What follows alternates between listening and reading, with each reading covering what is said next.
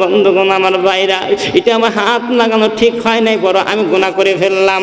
আল্লাহর বান্দা হযরত সালাবা রাদিয়াল্লাহু তাআলা চিন্তার মধ্যে পড়ে গেল, এই গুনাহটা নিয়ে আমি কেমনে বেঁচে থাকি, এই গুনাহটা নিয়ে আমি কোথায় যাব।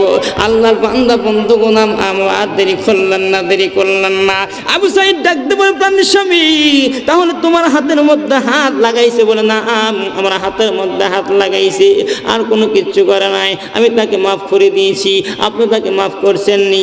আল্লাহর বান্দা আবু সাঈদ ডাকতে বলে, ও আমার প্রাণের স্বামী, যেহেতু তুমি মাফ করে দিয়েছ, বন্ধু হিসাবে আমি আবু সাঈদ সালাবাকে মাফ করে দিয়েছি। আওয়াজ বলুন মারহাবা। আল্লাহর বান্দে ডাকতে বলে, স্বামী আপনি যেহেতু মাফ করে দিয়েছেন, আমি মাফ করে দিয়েছি, কিন্তু সালাবা কোথায় গেল? সালাবাকে খুঁজে পায় না। আল্লাহর বান্দা দেখতে দেখতে বন্ধুগণ আমার ভাইরা আমার, এই আবু সাঈদ রাদিয়াল্লাহু তাআলা সেই সাহাবী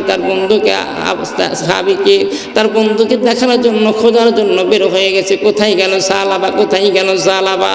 ও বন্ধুগণ আমার ভাইরা আমার, সকল মানুষের ভিতরে আলোচনা শুরু গেল, হায় হায় সালাবা কোথায় চলে গেছে, কোথায় চলে গেছি। ভাই সালাবার জীবনের দশায় একটা গুনাহ হলো, তার বন্ধু একটা বেগানা নারীর হাতের মধ্যে স্পর্শ লাগাইছে, হাতটা একটু টাচ করেছিল, অন্য কিছু করে নাই। কিন্তু আজকে মুসলমান, তুমি নামাজ পড়ো না, রোজা রাখো না, তোমার দ্বারা কত গুনাহ হয়ে যায়, তোমার দ্বারা জিনার গুনাহ হয়, তোমার দ্বারা শিরক গুনাহ হয়ে যায়, তোমার দ্বারা কবিরা গুনাহ হয়। বেগানা নারীর দিকে তাকায় থাকো ভাই,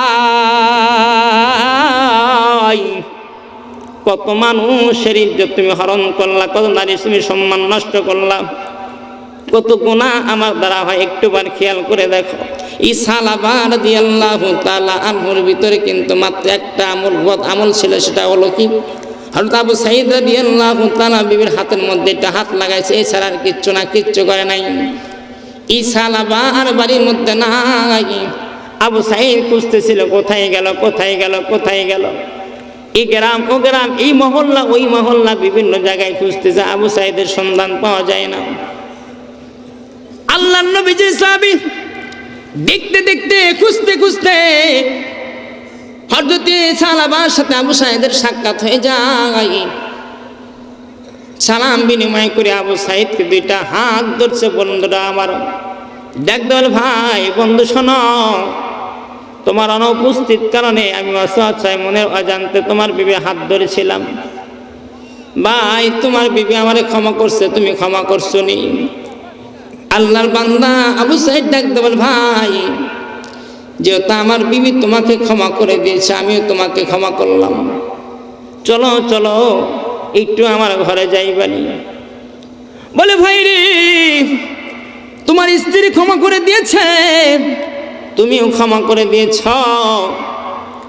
যে নবী কোনো মানুষের বিষয়ে যদি বলে সে জান্নাতি হয়ে যায়, যে নবী কোনো মানুষের সম্পর্কে যদি বলে সে জাহান্নামী হয়ে যায়। আমার মা আর নবী যদি বলে, এই সামান্য হাতের স্টাচটা তোমার বিবিকে দিয়েছিলাম, এই গুনাহটা যদি আমার মাওলা ক্ষমা করে, আমার পয়গম্বর ক্ষমা করে, তাহলে আমি ফিরে যাব, অন্যথায় ফিরে যাব না। আল্লাহর বান্দা যুবকটি ডাকতে বলে, তাহলে কি করবা? বলে, দেরি করো না, চলো আমি একজন সাহাবী আবু বকর রাদিয়াল্লাহু তাআলা দরবারে চলে যাব। আল্লাহর বান্দা দুইটি যুবক হযরত সালাবা আবু সাঈদ হাত ধরে নিয়ে গেলেন আবু বকর রাদিয়াল্লাহু তাআলা দরবারে। আবু বকর রাদিয়াল্লাহু তাআলা বলে, না, এই গুনাহটা কেমনে মাফ করবে? যে স্বয়ং আল্লাহ রাসূল তোমার বাড়ি দেখাশোনার জন্য দায়িত্ব দিয়েছিল, তোমাকে নিযুক্ত করেছিল, আর তুমি তার বিবির হাতের মধ্যে হাত লাগিয়েছিলে, ক্ষমা বুঝে আমি করতে পারবো না, আমি তোমাকে কিছুই বলতে পারবো না। এবার ঘুরতে বান্দা শেষ পর্যন্ত শেরে খোদা হযরত আলী রাদিয়াল্লাহু তাআলা দরবার পর্যন্ত চলে গেল। আলী রাদিয়াল্লাহু তাআলা বললেন, না, এই ক্ষমা বুঝে আমার আল্লাহ করবেন না। এখান থেকে আল্লাহর বান্দা চলে গেলেন হযরত ওসমান গনি রাদিয়াল্লাহু তাআলার কাছে। ওসমান গনি রাদিয়াল্লাহু তাআলা শেষ পর্যন্ত বলল, না, এটা আমি ক্ষমা করতে পারবো না, এটাও আমি কিছু বলতে পারবো না।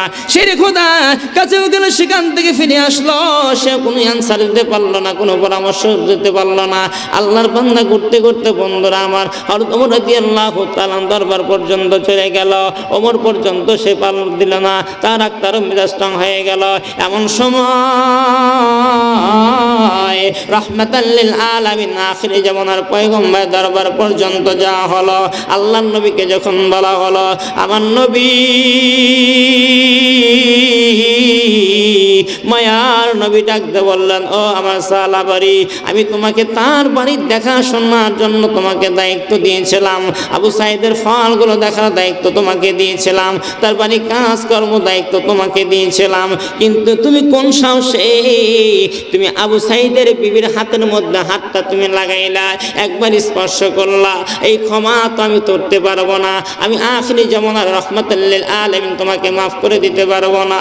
ও ভাইজান, একটু গভীর মনোযোগ দিয়ে শোনেন। আমাদের জীবনে কত গুনাহ হয়ে যায়, আমরা কত পাপ করি, আমরা কত অন্যায় করি। সাহাবায়ে কেরামের ভিতরে একটা গুনাহীন করার কারণে একটা হাত শুধু আল্লাহ স্পর্শ করছেন, আর কিছু করেন নাই। দেখেন তার ভিতরে কি ধরনের অনুশোচনা উপলব্ধি করতেছে আল্লাহর বান্দা। আর দেরি করলেন না, দেরি করলেন না, নবী দরবার থেকে ফিরে গেল।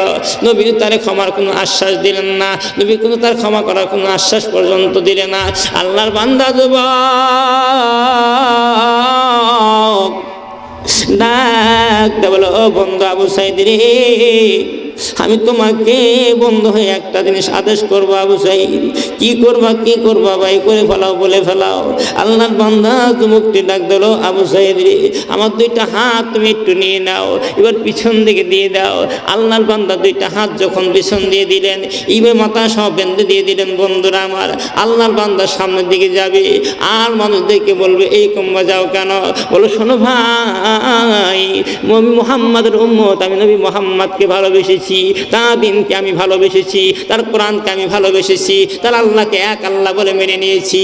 আমি পয়গম্বরকে গ্রহণ করে নিয়েছিলাম, কিন্তু আমার দ্বারা একটা গুনাহের কারণে, এই সাজার জন্য, আমি মাপ নেওয়ার জন্য আমি এইভাবে হাতটা বেঁধে বেঁধে গ্রামগঞ্জে মহল্লার মধ্যে ঘুরে বেড়াই।